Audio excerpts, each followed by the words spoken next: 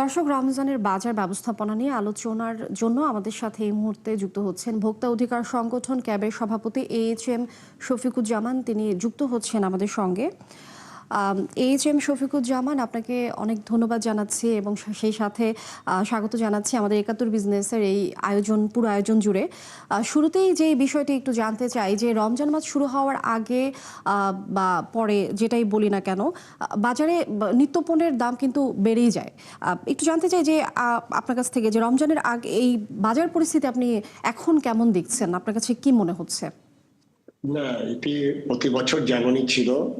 রমজান উপলক্ষে কিংবা ব্যবসায়ীদের যে লুটপাট এবং হরিলুট যে চলছে সেটি এবছরও একই রকম, এবং সেটার জন্য আমরা কিন্তু ইতিপূর্বে আমাদের ক্যাবের পক্ষ থেকে পঞ্চগড়দের নাগরিকদের পক্ষ থেকে আমরা বলছিলাম, এর আগে তো ইন্টারিম গভর্নমেন্ট ছিল, তাদেরকে যে এবছর যাতে আগে থেকে পণ্য যে সরবরাহ ব্যবস্থা, বিশেষ করে ইম্পোর্টের ক্ষেত্রে যাতে সরবরাহ ব্যবস্থা ঠিক থাকে, এবং সরকার বারে বারে আশ্বস্ত করছিল যে সরবরাহ ব্যবস্থা সঠিক আছে এবং পণ্য মজুদ সঠিক আছে, কিন্তু সেটার প্রভাব কিন্তু আমরা বাজারে দেখছি না।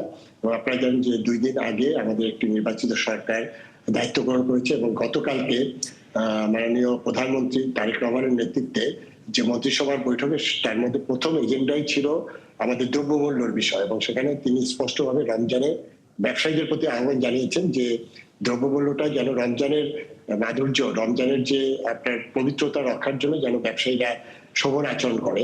আমরা গতকালকে আমরা প্রেস ক্লাবে আমরা 4টা অর্গানাইজেশন একসাথে এই বিষয়ে একটি প্রেস কনফারেন্স করেছি, এবং সেই জায়গাটায় আমরা যেটা বলতে চেয়েছি সেটি হলো আমাদের এই সরকারের এটা কিন্তু একটা অ্যাসিড টেস্ট, অর্থাৎ এই রমজান আজকে থেকে শুরু হয়েছে এবং গত 2-3 দিন ধরে প্রতিটা পণ্য, যেটা আপনাদের রিপোর্টে আসছে যে আপনার বাড়তির দিকে, বিশেষ করে রমজানে কিছু পণ্যের চাহিদা অত্যাধিক থাকে, এবং সেই জায়গায় ইতিমধ্যেই কিন্তু হরিলুট শুরু হয়ে গেছে। সেখানে প্রথম যে বিষয়টি সেটা ব্যবসায়ীদের নীতি নৈতিকতা, এবং রমজানকে ব্যবসার একটি মৌসুম হিসেবে তারা বছরের সম্পূর্ণ 11 মাসের লাভটা তারা রমজানকে টার্গেট করে, এবং সেটা থেকে এবছরও বেরিয়ে আসতে পারেনি। আর দ্বিতীয় যেটা হলো যে এই সুযোগে প্রতিটা জায়গায় আপনার সাপ্লাই চেনের প্রতিটা স্তরেই আপনার এই মূল্যটা বৃদ্ধি করা হচ্ছে। সেইখানে যেটা সরকারি দায়িত্ব ছিল এটা পুরোপুরি সার্ভিলেন্স করা, এবং সেই জায়গায় সরকারের যারা মজুত করছে, বিশেষ করে খেজুরের অলরেডি আমাদের আমদানি হচ্ছে, কিন্তু সেটা গোডাউনে রেখে, হিমাগারে রেখে আপনার এটি বাজার অস্থির করে দেওয়া হচ্ছে সাপ্লাই চেনকে নিয়ন্ত্রণ করতে। সেখানে সরকারের যে দায়িত্বের বিষয়টি আছে, বিশেষ করে অভিযান মনিটরিং, সেটা কিন্তু আমরা লক্ষ্য করছি না।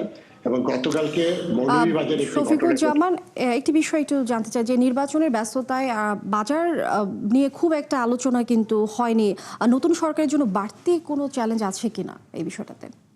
এটি তো নতুন সরকারের জন্য একটি প্রথম অ্যাসিড টেস্ট আমি বলবো, কারণ একটি জনপ্রিয় সরকার গঠন করেছে এবং তাদেরকে আমরা ডে 1 থেকে আমরা একটা চ্যালেঞ্জের মধ্যে ফেলে দিয়েছি। সেই জায়গায় হলো যে একটি হলো যে ব্যবসায়ীরা এটা করবে, কিন্তু এটার তো ব্যবস্থা আছে। সেই ব্যবস্থার জন্য আপনি যেটা বললেন নির্বাচনের জন্য আমাদের বাজার মনিটরিং, আমাদের ফিল্ড অ্যাডমিনিস্ট্রেশন যারা আছে তারা নির্বাচনে ব্যস্ত ছিল, কিন্তু সরকারের যে মনিটরিং যে কার্যক্রমগুলো আছে, এবং আমি যেখানে ডিজি ছিলাম ভোক্তা অধিকারের, সেখানে কিন্তু খুব বেশি আমরা মনিটরিং দেখছি না।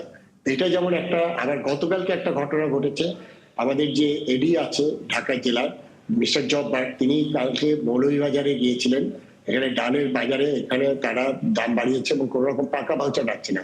সেখানে ওখানকার বাজারের সভাপতি তার সাথে যে আচরণ করেছে, এবং সেটা নিয়ে আমরা কাজ করছি, আমরা প্রতিবাদ জানাচ্ছি, আমরা মানববন্ধন করবো, আমরা আমাদের এই সরকারি দপ্তরের লোকজনের পাশে আমরা আছি। কিন্তু যে বিষয়টি আমি বলতে চাচ্ছি এখানে সেটি হলো যে বাজার অস্থির করে যে ব্যবসায়ীরা করছে তাদের বিরুদ্ধে তো আমরা কঠোর কোনো ব্যবস্থা নিতে পারিনি। সেইখানে আমরা ব্যবস্থা নেওয়ার জন্যই আমি সরকারকে অনুরোধ জানাবো। AHM শফিকুজ্জামান, অনেক ধন্যবাদ আমাদেরকে সুন্দর সময় দেওয়ার জন্য।